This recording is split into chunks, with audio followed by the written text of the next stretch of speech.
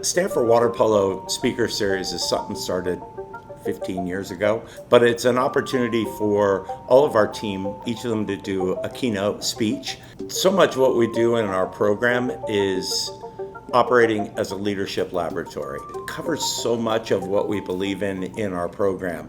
One of the big impetuses for beginning this was going back to Stanford's founding grant. If we start with that and think about how we're helping to make these people useful as citizens, as teammates, and then as leaders, we'll be doing our job. Hi, I'm Alyssa Pinceroli Pascual. I'm a senior at Stanford, majoring in human biology with a concentration on cognitive neuroscience and a minor in symbolic systems. My name's Jewel Romer. I'm from Martinez, California, and I'm studying human biology, focusing in human performance health and physiology, and I'm a senior. Hi, my name is Reagan McKeon. I'm a sophomore from Santa Barbara, majoring in management sciences and engineering. Coming as a freshman, I was pretty terrified. The thought about standing up in front of that room full of Olympians, people I've looked up to my whole life. I remember my hand used to shake a little bit before going up, and I feel like a lot has changed since then. Not just with me, but with a lot of the players in our team. How they talk to an audience, their body language, their eye contact is just phenomenal, like how it changes. Feeling confident in a room full of people. This is an asset that is gonna go like such a long way even after Stanford. I feel like our connection is super important in and out of the water and helps us perform at our best. Getting to know each other outside of the pool and seeing what each other really enjoy doing is really inspiring and connecting. So our team really values storytelling, and that's really how we connect as teammates and as people. So the speaker series allows us to learn more about each other and kind of our past and our journey to Stanford. On our team, we don't want to just focus on being the best players we can be, but also the best people. In the case of Reagan, the story of her as a kid going on this crazy hike. My family, huge group of walkers and hikers, and any new place we go, we always try and find new trails to explore. And this is when he came up with the bright idea for us as a family to hike the West Highland Way.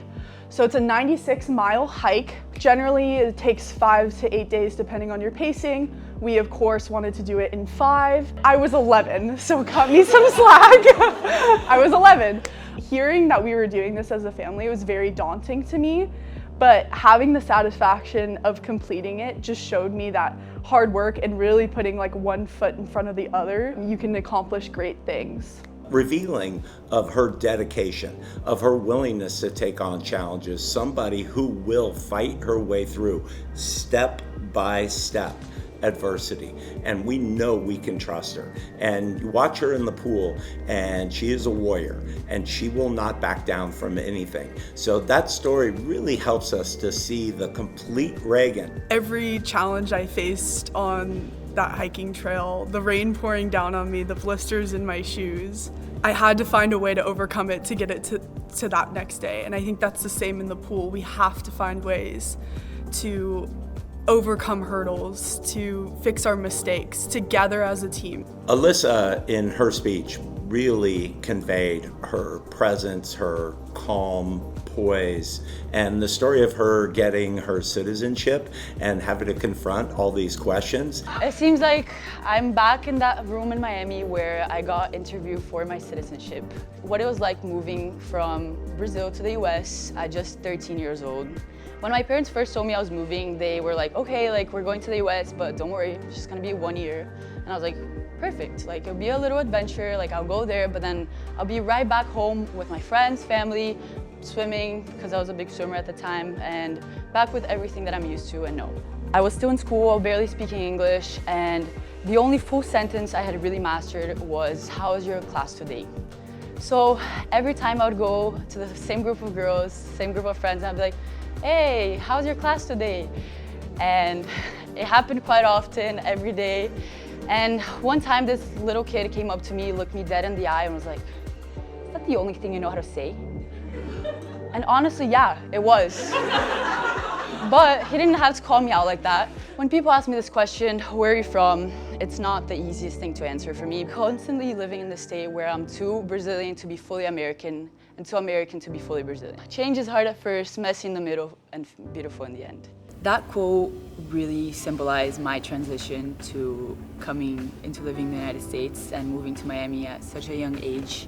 Going through those hard times, like not knowing anybody in the beginning, not being able to speak the language as well because English is not my first language. Those transitions, those hard times, like you are gonna rely on those connections that you make. You're gonna find your friends, you're gonna find the people that you connect with better and who get you. So many stories we've heard in the pool, away from the pool, things we've seen in her, just her calm under pressure, her emotional regulation.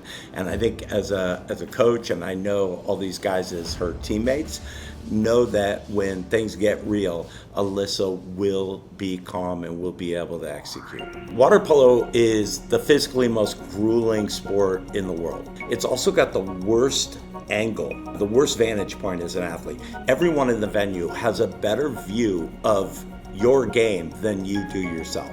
Jewel is amazing at perspective shifting. That kind of decision making in the most difficult environment is something that anyone who's watched our games would marvel at. You see that same perspective shift, that ability to pull back when she tells a story about her family. And usually when people hear about me being the youngest of 3 brothers, they're like, whoa, like, did you grow up getting beat up, or was it tough for you? And I truly was the princess and treated like a princess.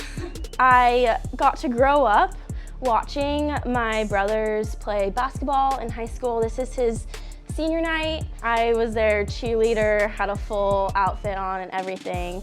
Being the youngest by so much allowed me to watch my brothers grow throughout so many different phases of life, through high school, college, getting jobs, finding their life partners, getting married, and now having kids. But I feel so lucky and grateful to have them. I know I can call every one of them for different things I have pop up throughout my life, whether it's good, bad. They're always there to listen and help me.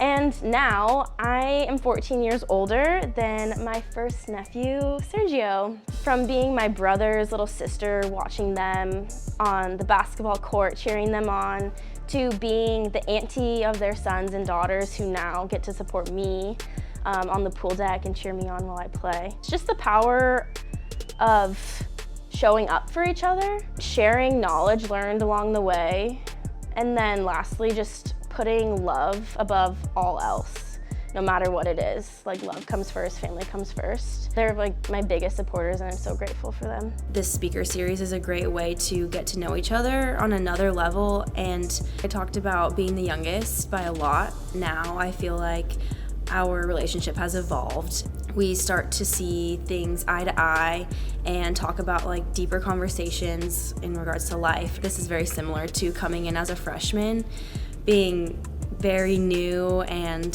things are very intimidating, and I got to play with amazing people who are older than me. Being able to bridge that gap through getting to know each other in different ways, I think was super important for that team when I was younger. I've been able to bring what I've enjoyed by like showing up for my teammates, being a leader in the way that I show up in the pool and out of the pool. I really try to lead by example, and this year I've been finding more my voice. She's seeing her family from all different angles in the same way that she sees the game from all different angles. And she even has gone back and looked at things more from maybe her parents' point of view as younger parents with her brothers, and then when she came along and how that changed their perspective. So Jewel is amazing, and that's what also makes her such a great teammate, that she has so much empathy for her teammates. She's able to just pull back, see things from their perspective,